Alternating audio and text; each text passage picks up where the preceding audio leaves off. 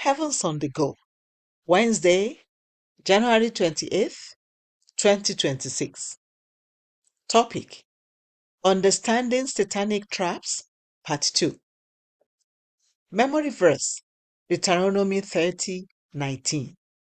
I call heaven and earth to record this day against you, that I have set before you life and death, blessing and cursing. Therefore, choose life, that both thou and thy seed may live. Bible reading: Exodus 21, 2-6. If thou buy an Hebrew servant, 6 years he shall serve, and in the 7th he shall go out free for nothing. If he came in by himself, he shall go out by himself. If he were married, then his wife shall go out with him. If his master have given him a wife, and she have borne him sons or daughters, the wife and her children shall be her master's, and he shall go out by himself. And if the servant shall plainly say, I love my master, my wife, and my children, I will not go out free, then his master shall bring him unto the judges. He shall also bring him to the door, or unto the doorpost, and his master shall bore his ear through with an awl, and he shall serve him forever. The Message: I have observed over the years that there are two major categories of victims who are entrapped in the devil's bondage. The first category are the victims who are not aware that they have been entrapped by the devil, while the second category are those who are fully aware.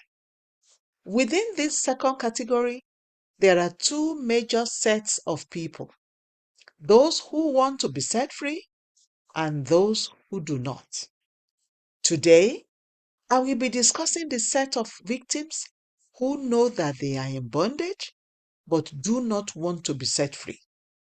It may sound strange that some victims do not want to be set free from bondage, but from today's Bible reading and my personal experience, many people actually fall into this category.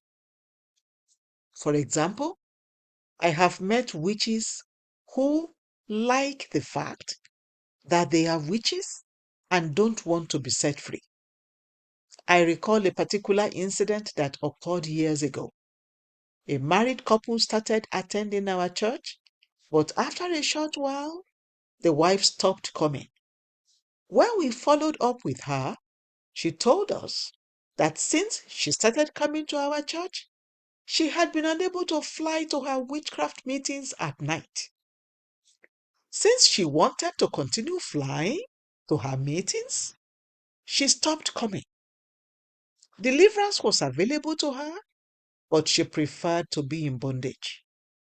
In another instance, another woman who was a witch came to our church and we prayed for her to be delivered. When nothing happened, she told us, why are you praying for me to be delivered? This is the power I use to control my husband such that he drives me to my boyfriend's house, waits for me in the car, and when I'm done having fun with my boyfriend, he drives me back home.